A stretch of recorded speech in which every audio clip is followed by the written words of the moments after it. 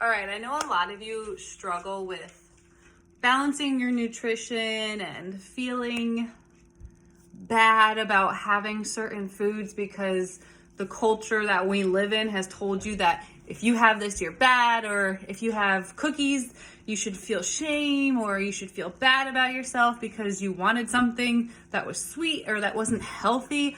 And that's the problem. That's the problem. And for me, it took me a while to get to the place of intuitive eating and listening to my body and listening to, okay, why do I want carbs right now? Is it the time around my cycle? Is it the time around my period? Because that's normally when I crave carbs. And the week after, I always crave like a fuck ton of vegetables. And it's so weird. And I've journaled in the past, so I know those types of things. And I know when I'm coming around that time, I'm like, okay, well, this is what I'm going to want. It used to be the week of period used to be, I only wanted sushi. I guess my body was looking for whatever it is in the fish at that point in my life. And that was when I was like severely restricted. So my body was looking for all those nutrients in the fish and the rice and whatever. And then it turned into French fries. Like now, all I want when I have my period is freaking French fries. That's just French fries. Alan and I would go out to dinner before quarantine and he'd be like, what do you want? I was like, fucking French fries. And they better be crispy. When you start listening to your body and your hunger cues, it's like a good feeling. I've been doing this for, I think, a little less than it's been a year about, that I've just been listening to what I need. And that works for me. And that might not work for you yet. And it will. You just have to get there. And something that really helped me was the portion control containers, because I didn't have to worry about counting calories. Atlas, a minute. I didn't have to worry about putting things into MyFitnessPal. I didn't have to worry about, oh my God, if I don't eat this, I'm going to die. If I don't get all my containers in, I'm going to die. No, it's just a guide. You can have this much a day, and it's a lot of food, because most of us should be in column B. None of us should be under 1,500 calories a day. None of you. None of you. None of you. I've done enough nutrition research that is severe for a female. And if you're there, it only should be for 2 weeks. And that's it. That's not a lifestyle. Eating the 1,500 calorie bracket or less. That's not a lifestyle. Okay? So my tip would be, don't fucking count calories. Because that's just going to make you go down a big wormhole. That's not going to help. But something that can help you get to a place where you do feel good when you're around those seductive foods for you, like pizza or beer or cookies or whatever, that when you see them, you're like, oh my God, I can't have that. I need to be good. But when you have them, you go on an all-out binge and you eat the whole box of cookies, or you eat 5 slices of pizza, and then you're gorged to the max and you're like, holy shit, I can't move. When I eat my pizza, I have 2 slices, sometimes 3, depending on how hungry I am. But it's usually that. And then I ate it, it's good. I'll eat the leftovers for breakfast in the morning. That's me. I allow myself now to have these things so that when I do have them, it's like yesterday, Alan's mom made us these cookies. Please hold. They are cranberry macadamia. And I allowed myself to have 2 or 3 of them yesterday. And I didn't feel bad about it.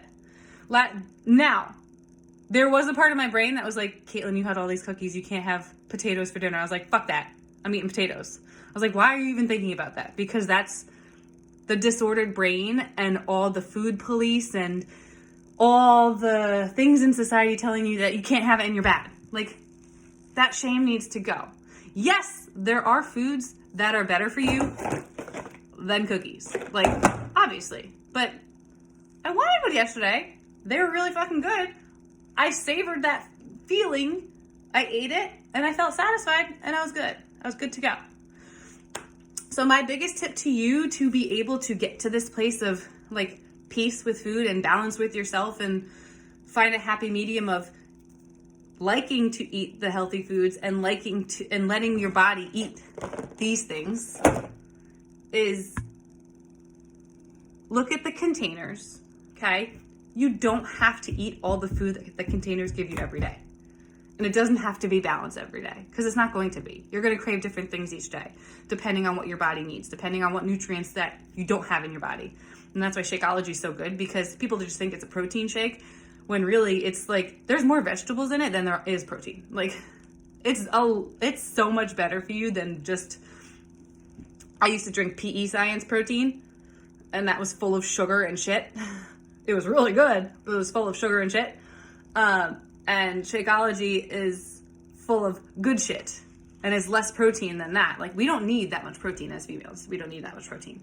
So my tip to you would be, when you use the containers, and I always go a little bit over on the carbs because they only give you half a cup carbs, and that's not like, if you do MyFitnessPal, which I don't condone at all, women need to be over 100 grams of carbs a day, because nobody should be in that big of a deficit every day.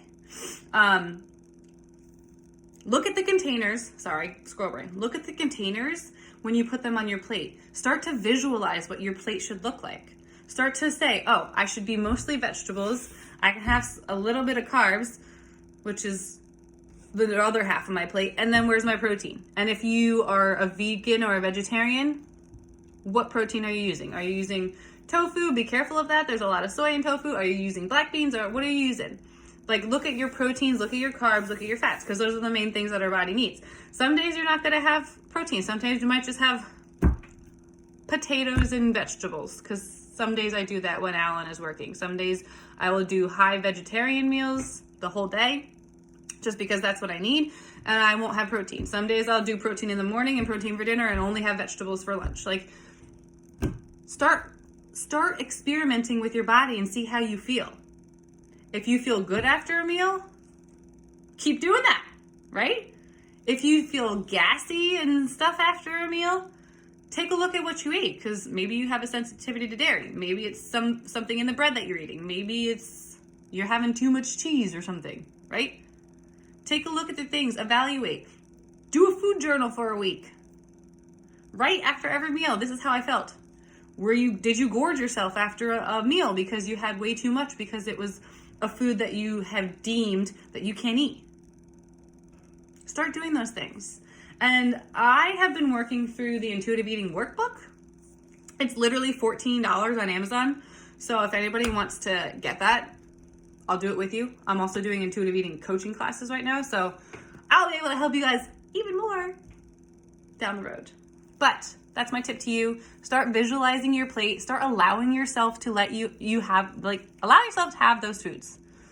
Okay? Because the more you let yourself do that, the more freeing it is for when you go to like a barbecue this summer, when we're allowed to. And you're like, oh, I don't want chips and dip. But you really do. And then you don't take a bowl full like I usually do and just go, because chips are my downfall. We always have chips in there. And I've had chips every day for the last 2 weeks. Okay? I allow myself. And then I don't keep going in the bag. I just have a handful or two. And then I'm like, okay, I'm good. I got my salty in. Like, let yourself do that. And if you need help, I'm a pusher. And I will push you to make you have those foods. I will push you to make you have that food that you're like, I don't want it because I'm so scared. Okay? Pasta was that for me. And we have pasta and mac and cheese at least once or twice a week. So I'm here for you. I feel you. I was that. It takes a long time to get over these vices and these things that we've been told our entire lives. Okay? You can do this. Woohoo! Happy Thursday.